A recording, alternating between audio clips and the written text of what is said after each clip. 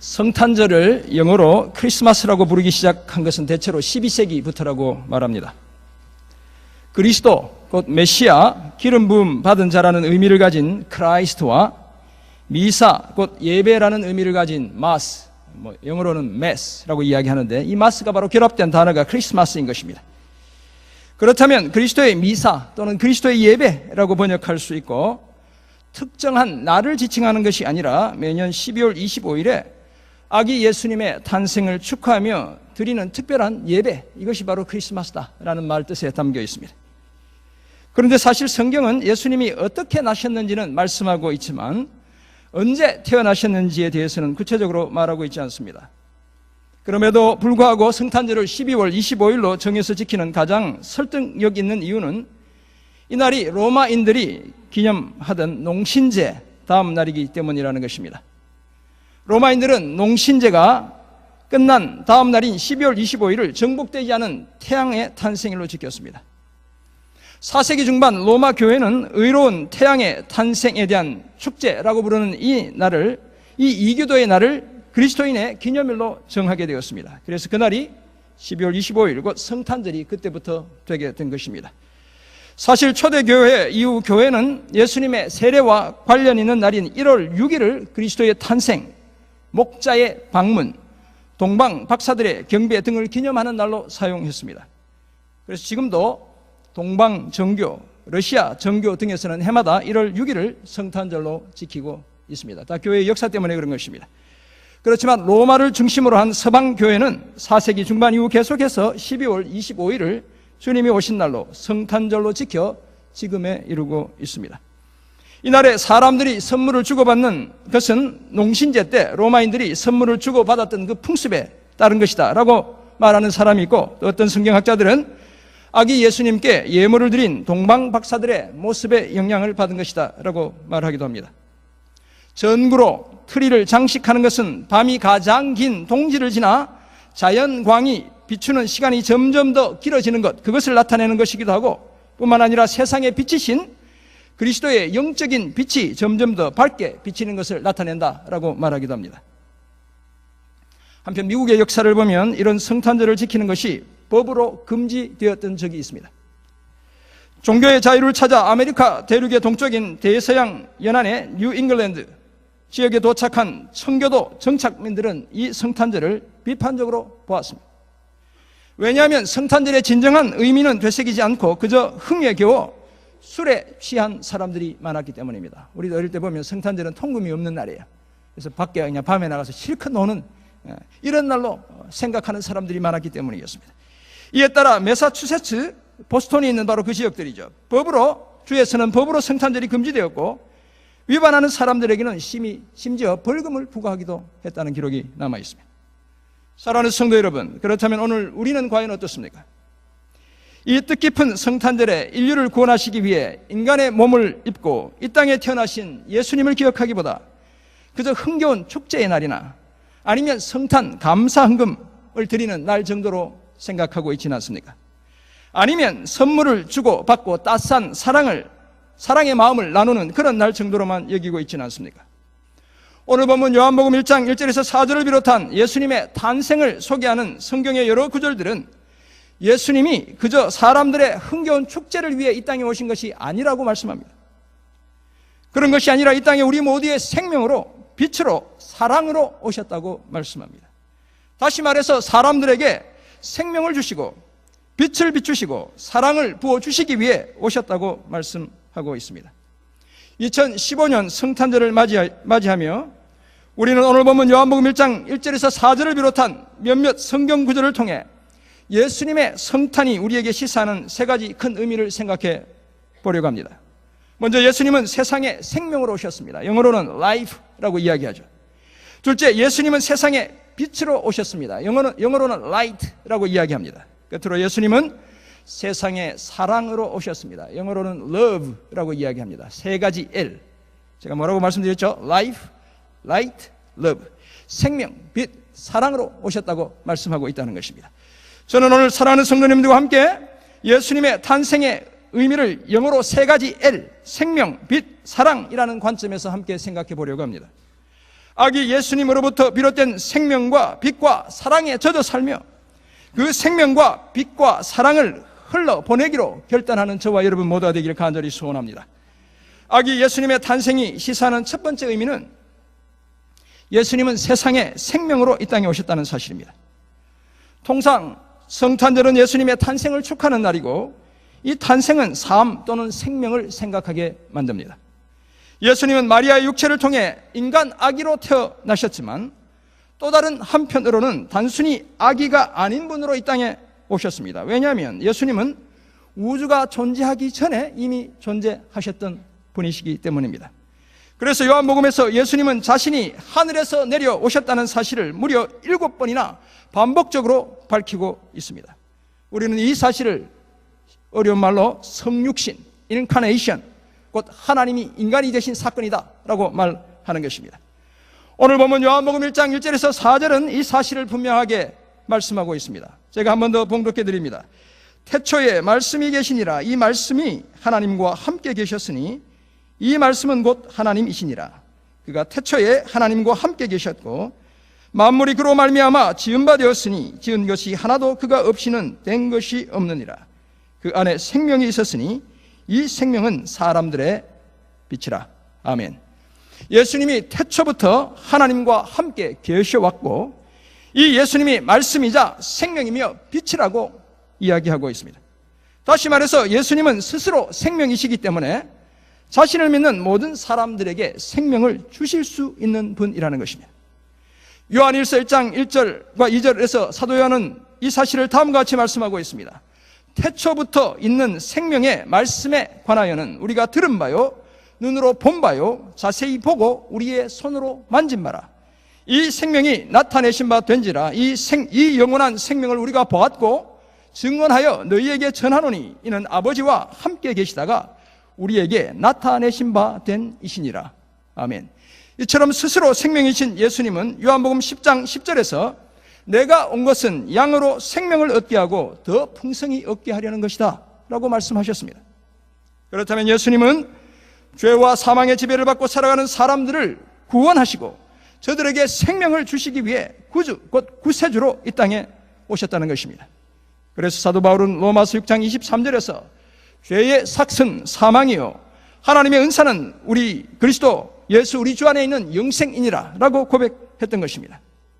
그렇지만 이 생명을 한마디로 정의하는 것은 참 어렵습니다. 죽어도 살아있는 것 같고 살아도 죽어있는 것처럼 보이는 많은 것들이 우리 주변에 존재하기 때문인 것입니다. 그렇지만 어떤 형태의 생명이든 생명을 유지하기 위해서는 빛, 공기, 물, 음식 등이 필요하다는 사실을 우리가 잘 알고 있습니다. 이 땅에 인간의 몸을 입고 오신 예수님은 또한 생명을 유지하는 데 필요한 그런 모든 것들을 공급해 주시는 분인 것입니다. 성경에 따르면 예수님은 우리의 생명의 빛이 되시는 분입니다. 예수님은 살아있는 떡이 되시는 분이라고 요한복음 6장에서 말씀합니다. 더 이상 줄이지 않는 생명의 양식을 공급해 주시는 분이 바로 우리가 믿는 예수 그리스도인 것입니다. 뿐만 아니라 예수님은 창조를 통해 저와 여러분에게 호흡을 주신 분입니다. 생기를 불어넣어 주신 분이신 것입니다. 베드로후서 1장 3절을 보면 자신의 신기한 능력으로 생명과 경건에 속한 모든 것을 저와 여러분에게 주신 분이 바로 예수 그리스도다라고 말씀하고 있습니다. 우리의 삶, 생명, 목숨에 필요한 모든 것을 다 주시는 분이 예수님이라는 것입니다. 사랑하는 성도 여러분, 그러므로 예수님을 우리 삶에 받아들였다는 것은 우리가 생명에 필요한, 다시 말해서 시간과 영혼에 필요한 모든 것을 소유하게 되었다는 것을 의미합니다. 예수님을 받아들인 우리에게는 산 소망과 살아있는 하나님의 말씀이 있고 뿐만 아니라 우리는 새로운 살 길을 통해 하나님께 나아갈 수 있게 되었습니다. 그러므로 이제 우리는 삶은 물론 죽음도 결코 두려워하지 않는 하나님의 자녀들이 된 것입니다. 왜냐하면 2000년 전 이 땅에 오신 예수님이 부활이요 생명이기 때문에 그런 것입니다. 이 성탄의 계절에 이 땅에 오신 아기 예수님 때문에 빼앗기지 않는 영원한 생명을 소유하며 살아가는 저와 여러분 모두가 되길 간절히 소원합니다. 아기 예수님의 탄생이 시사하는 두 번째 의미는 예수님은 세상의 빛, 라이트, 빛으로 오셨다는 것입니다. 앞에서도 말씀드렸지만 전통적으로 성탄절은 빛의 축제의 날입니다. 그래서 심지어 예수 믿지 않는 사람들도 성탄의 계절이 되면 형형색색의 조명을 집 안팎에, 가게에, 길거리에 장식하곤 합니다. 반짝이는 불빛 사이로 흘러나오는 캐롤송을 듣고 있으면 우리도 어느덧 크리스마스의 분위기에 흠뻑 젖어들게 되는 것입니다. 제가 노래를 잘 부르면 멋지게 한번 불러드릴 텐데, Feliz Navidad, Feliz Navidad, Feliz Navidad, Prospero Año y Felicidad. 어려운 말인데 메리 크리스마스라는 것입니다. 그리고 해피 뉴 이어라는 것입니다. 그리고 영어로 이어지죠. I wanna wish you a Merry Christmas from bottom of my heart. 내 마음 깊은 곳에서 정말 즐거운 크리스마스 되기를 원해. 이렇게 노래하는 것입니다. 그런 노래를 들으면 우리 가슴이 뭉클해지는 것이죠. 가끔씩 눈시울이 뜨거워지기도 하는 것입니다. 그렇지만 예수를 믿는 저와 여러분에게는 크리스마스의 빛은 장식 이상의 것이어야 합니다. 이 빛은 첫 번째 크리스마스 때 일어난 일을 상기시켜주는 빛이어야 합니다. 2000년 전 예수님이 세상에 탄생했을 때 세상은 어둠에 쌓여 있었고 죽음의 공포 아래 놓여 있었습니다. 그래서 마태는 마태복음 4장 16절에서 흑암에 앉은 백성이 큰 빛을 보았고 사망의 땅과 그늘에 앉은 자들에게 빛이 비추었도다 라고 말했던 것입니다.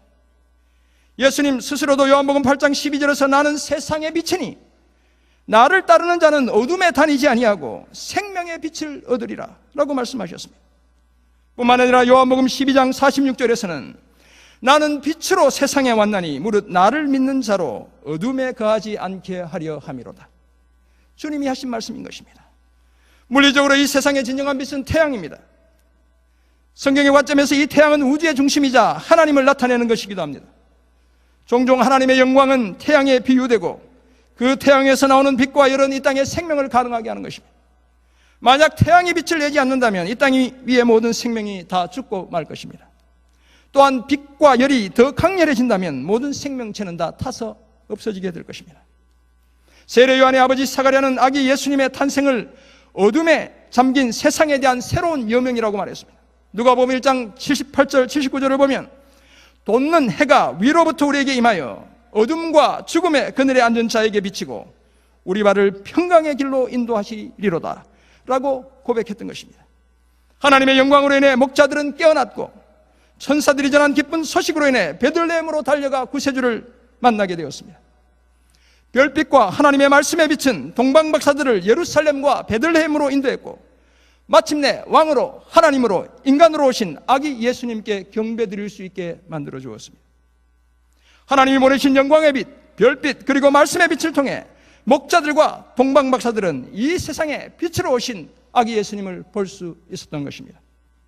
메시아를 기다리던 나이 많은 시몬은 성전에서 아기 예수님을 보았습니다. 이런 고백을 했습니다. 내 눈이 주의 구원을 보았사오니 이는 만민 앞에 예비하신 것이요 이방을 비추는 빛이요 주의 백성 이스라엘의 영광이니이다 라는 고백을 하게 되었던 것입니다. 성전을 떠났던 하나님의 영광의 빛이 다시 성전으로 돌아왔다고 고백하고 있는 것입니다. 진실로 예수님은 이 세상의 구원의 빛으로 저와 여러분 곁에 오신 것입니다. 사랑하는 성도 여러분, 2015년 성탄절에 우리는 이 빛을 세상에 전하는 예수의 제자가 되어야 합니다. 물론 세상은 자신들의 죄악된 행위가 드러날까 봐 이 빛을 피할 수도 있습니다. 그러나 빛으로 오신 예수 그리스도에 대한 큰 기쁨의 좋은 소식을 듣지 않고서는 이 짙은 어둠에서 벗어날 수가 없는 것입니다. 그러므로 이 빛을 전할 의무가 저와 여러분의 어깨 위에 놓여 있는 것입니다. 사랑하는 성도 여러분, 오늘 우리 주변에 빛으로 오신 아기 예수님이 필요한 무수한 사람들이 있습니다. 그렇다면 어두운 데서 불러내어 그의 기이한 빛에 들어가게 하시니에 아름다운 덕을 선포할 책임이 바로 저와 여러분에게 주어진 것입니다. 다시 한번 예수를 믿지 않는 우리가 사랑하는 사람들 곁으로 다가가 빛으로 오신 아기 예수님을 전하는 저와 여러분 모두가 되길 간절히 소원합니다. 아기 예수님의 탄생이 시사하는 마지막 의미는 예수님은 세상에 사랑으로 이 땅에 오셨다는 것입니다. Love, 사랑으로 오셨다는 것입니다. 제가 방금 발음했지만 영어로 사랑을 love라고 이야기합니다.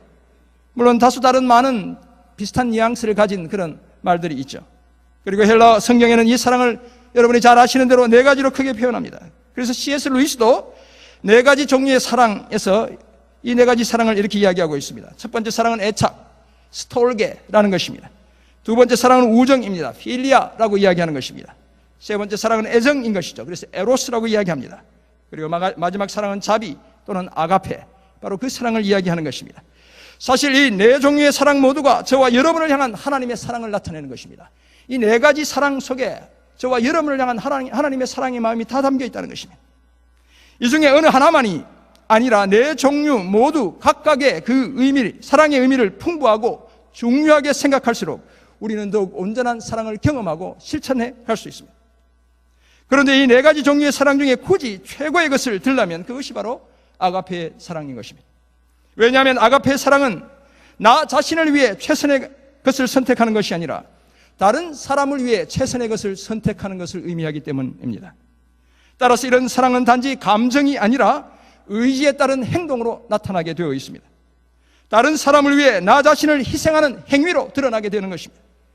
그리고 이 아가페는 우리를 향한 하나님의 사랑이 어떠함을 정의하는 단어이고 불완전한 인간에 대한 하나님의 무조건적인 헌신을 나타내는 단어이기도 합니다.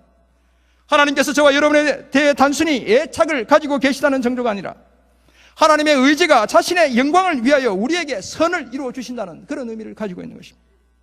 그 하나님의 사랑을 보여주는 명확한 증거가 바로 아기 예수 그리스도의 탄생이며 그 예수 그리스도의 십자가 상에서의 죽음인 것입니다. 우리는 종종 서로를 향한 사랑에 대해 다음과 같은 잘못된 믿음을 간직한 채 살아가곤 합니다. 이런 이야기 하죠. 우리는 당신이 나를 사랑한다면 내가 원하는 것이 무엇이든 다 해줄 수 있어야 돼. 이런 얘기 혹시 해보신 적 없으세요? 당신이 나를 사랑한다면 내가 당신에게 아무리 큰 상처를 주어도 당신은 끄떡 없어야 돼. 당신이 나를 사랑한다면 때로는 내가 약속을 어겨도 당신은 아무렇지도 않게 생각해. 당신이 나를 사랑한다면 당신은 나의 있는 모습 이대로를 다 사랑해야 돼. 여러분 이런 얘기 해보신 적 있죠? 사랑하는 여러분, 만약 이것이 진정한 사랑이라고 생각한다면, 그렇게 사랑받는 것이 진정한 사랑을 받는 것이라고 생각한다면 그것은 착각입니다. 오산이고 이기적인 자기 사랑에 불과한 것입니다. 그렇다면 아기 예수님의 탄생으로 확증된 하나님의 사랑은 어떤 것입니까? 하나님은 우리를 사랑하시기 때문에 우리를 망치지 않으면서 우리의 필요를 채워주십니다. 때로는 우리를 사랑하시기 때문에 우리에게 고통도 허락해 주십니다. 이런 고통은 불순종의 대가를 치르는 것일 수도 있고 성숙을 위한 고난일 수도 있습니다. 어쩌면 죄인들이 우리 서로가 만들어내는 인간관계의 불협화음으로 인한 고통일 수도 있습니다. 그것조차도 하나님의 사랑 때문이라는 것입니다. 그리고 또한 하나님은 우리를 사랑하시기 때문에 자신의 규칙이 지켜지도록 강요하시기도 하는 바로 그런 분입니다. 무엇이 옳은지를 가르쳐 주시고 우리가 잘못했을 때 바로 잡아주시고 우리 스스로를 의를 선택할 수 있는 훈련된 사람으로 만들어 가시는 분이 바로 하나님이며 하나님의 사랑인 것입니다. 그것이 바로 진실한 하나님의 사랑인 것입니다.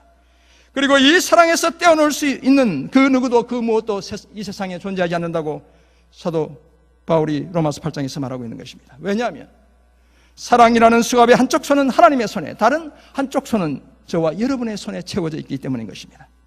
사랑하는 성도 여러분, 아직도 내가 옳다고 생각하는 사랑의 방정식만을 강요하고 있지는 않습니까? 그렇다면 그것은 아기 예수님의 탄생에서 발견하는 하나님의 사랑과는 거리가 먼 사랑인 것입니다. 단지 이기적인 내 욕심, 내 자존심, 내 자랑이 사랑으로 포장되어 있을 뿐인 것입니다. 아기 예수님의 탄생을 통한 성육신의 사랑은 우리 연약한 인간 저와 여러분을 향한 하나님의 맞춤형 사랑인 것입니다. 오직 사랑의 대상인 저와 여러분이 그 사랑을 제대로 보고 듣고 느끼도록 철저하게 자기를 비워주신 바로 그런 사랑인 것입니다. 죽음과 어둠으로 지칭되는 모든 수치와 짐은 자신이 다 담당하시고 생명과 영광은 저에게 주신 바로 그런 사랑인 것입니다. 오늘 우리 공동체 안에, 우리 가정 안에 서로를 향한 이런 사랑이 필요한 것입니다. 2015년 성탄절을 맞이하며 이런 사랑을 힘쓰는 저와 여러분 모두가 되기를 간절히 소원합니다. 그렇다면 생명과 빛과 사랑을 주시기 위해 아기 예수님이 이 땅에 오셨다는 사실을 깨달은 우리가 살아내야 할 삶의 모습은 과연 어떤 것이겠습니까? 먼저 내 방식이 아니라 상대방의 방식으로 사랑을 표현해야 합니다. 요즘 저희 아내가 저에게 기대하는 것 크게 두 가지가 있습니다. 큰 집을, 차를 사달라는 것이 아니고, 근데 특별히 어려운 것도 아닌데 제가 잘 해주지 못합니다. 하나는 이런 거예요. 저녁밥을 가능하면 집에서 먹어달라. 또 다른 하나는 제가 새벽기도 때 자주 얘기하지만 소파에 앉아있는 저에게 잠시라도 몸을 기댈 수 있도록 제 몸을 좀 빌려달라. 그러나 저는 이 두 가지 요구를 다 잘 들어주지 못합니다. 교회에 있다 보면 퇴근이 늦어지면 우리 토요일 같은 경우에 부사역자들이 밥도 못 먹고 이게 저녁이 있어요. 그럼 짜장면을 사주고 가야 돼. 사주는 게 아니라 저도 같이 먹어야 돼. 그럼 집에 와서 밥을 못 먹는 것이죠. 더구나 우리 요즘 수요일, 금요일은 교회에서 밥을 줘요. 주일도 저녁을 줘. 맛있는 저녁, 저희 집에서보다 더 맛있다 그러면 우리 아내가 화낼 수도 있겠지만 더 맛있는 저녁을 먹고 가기 때문에 집에서 밥을 먹을 수 있는 횟수가 점점 줄어들어요. 그리고 교회에 있다가 다소 늦은 시간에 집에 들어가면 기다리던 저희 아내는 남편 왔다고 다정한 척을 합니다. 옛날에는 저를 별로 좋아하는 것 같지 않더니 요즘은 아내가 좋아하던 아들이 멀리 미국에 있으니까 그래서 그런지 엄청 저를 좋아하는 척하면서 피곤하고 지친 저에게 자꾸 몸을 치대려고 하는 것입니다. 그래서 집에서 저희 아내가 저에게 지어준 별명이 빨래판이에요. 자꾸 몸을 치댈 수 있도록 빌려달라고. 제가 발로 밀어내고 목도 조르기도 하고 이래저래 괴롭혀도 한사코 가까이 다가오는 아내를 보느라면 가끔씩 제가 참 못된 남편이다 생각이 들곤 합니다. 오늘은 성탄절이기 때문에 제가 예배 마치고 저녁에 집에 가면 빨리 갈 수는 없고 또 설교 준비해야 돼서 저희 아내가 저에게 치댈 수 있도록 5분 제가 몸을 맡겨주려고 합니다. 할 수만 있다면 저녁밥도 같이 먹으려고 합니다. 사랑하는 성도 여러분, 지금 이 시간 여러분의 집에서 그리고 교회에서 여러분과 더불어 살아가는 사람들의 크고 작은 기대가 무엇인지 한번 곰곰이 생각해 보시기 바랍니다. 그리고 오늘은 특별히 예수님이 태어나신 날인데 그분들의 기대에, 아내와 남편의 기대에 맞추어주는 저와 여러분이 되기를 원합니다. 그래서 그분들의 가슴 깊은 곳에 따뜻한 사랑이 느껴지게 하는 그런 저와 여러분이 되기를 원합니다. 그리고 오늘 이후로 상대방의 작고 아름다운 기대를 조금씩 더 만족시켜주는 그런 저와 여러분이 되기를 원합니다. 왜냐하면 하나님께서 오늘 성탄을 통해 우리에게 보여주신 사랑도 우리의 눈높이에 꼭 맞는 맞춤형의 사랑이기 때문인 것입니다. 두 번째 적용점, 계속 복음의 빛을 비추는 저와 여러분이 되어야 합니다. 요즘은 조명 기술도 발달해서 에너지 효율이 높으면서도 오래 쓸 수 있는 제품들이 마구 쏟아지고 있습니다. 우리도 이렇게 LED 등으로 달아 나왔지 않습니까? 덜 어둠을 좋아하는 사람들도 있지만 대체로 밝고 환한 것을 좋아하는 것이 우리의 본성입니다. 그렇지만 아무리 좋은 조명을 써도 인간의 어두운 마음까지 다 밝혀주진 못합니다. 그래서 밝은 대낮의 햇빛 아래에서도 칠흑처럼 어두운 인생길을 걷고 있는 사람들이 많이 있습니다. 바로 그런 사람들에게 빛으로 오신 아기 예수님이 필요합니다. 그 영광의 빛이 마음 깊은 곳에 있는 어둠을 몰아낼 수 있기 때문인 것입니다. 그 역할을 그리스도의 복음이 하는 것입니다. 그렇다면 그 복음의 빛을 계속 비추는 저와 여러분이 되어야 한다는 것입니다. 그래야 우리가 사랑하는 사람이 스스로 헤어나올 수 없는 어둠에서 밝은 빛으로 나올 수 있습니다.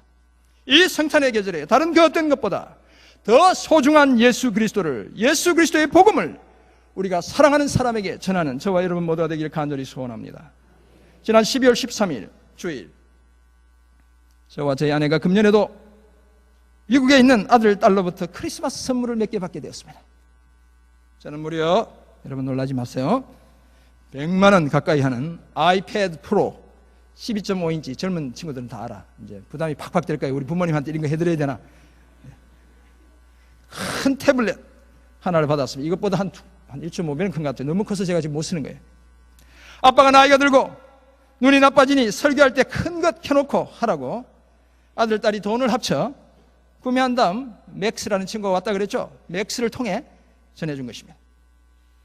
한편 아내는 친구에게 선물로 주기 위한 디지털 사진 액자와 돈 101불을 우리 아들, 딸로부터 받았습니다. 저희 집에 오신 분들 아시죠? 이렇게 사진이, 화면이 바뀌는 액자 좀 더 큰 거 하나 자기 친구 준다고 아들, 딸 보고 사달라고 해서 받아왔어요. 또 열어보니까 그 속에 돈 101불이 들어있는 거예요. 100불짜리 하나, 1불짜리 하나. 달랑 100불짜리 지폐 하나가 아니라 1불짜리 한 장을 추가해 넉넉함의 의미를 우리 아들, 딸들이 담아낸 것입니다. 작년에 저는 뭘 받았다고 그랬습니까? 캐나다 구스를 받았어요. 캐나다 구스 잘 모르시죠? 아주 비싼 파카 있습니다. 우리 다 알아. 우리 이제 부담이 팍팍 될 거예요. 이제 부담 되라고 얘기하는 게 우리 자녀들. 캐나다 구스 파카를 받았고 저희 아내는 뭘 받았냐면 10불짜리 시계를 하나 받았습니다. 그래서 불만이 많았어요. 근데 금년에는 2개 받으니까 불만이 쏙 들어갔습니다.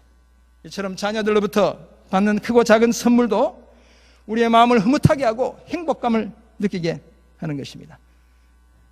다진이 웃지 말고 해야 돼. 하물며 하나님이 주신 선물, 하나님의 아들 예수 그리스도이겠습니까?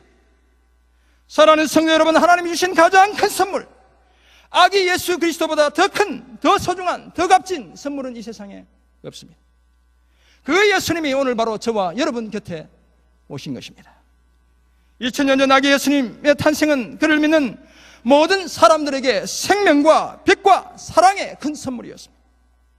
그리고 그 선물은 오늘도 동일하게 저와 여러분에게 주어진 것입니다. 죽음 대신 생명으로, 어둠 대신 빛으로, 미움 대신 사랑으로 다가온 그 예수님을 전심으로 영접하는 저와 여러분이 되어야 합니다. 그래서 우리 삶의 주변을, 우리 가정과 교회를 생명과 빛과 사랑으로 가득 채워가는 저와 여러분이 되어야 합니다.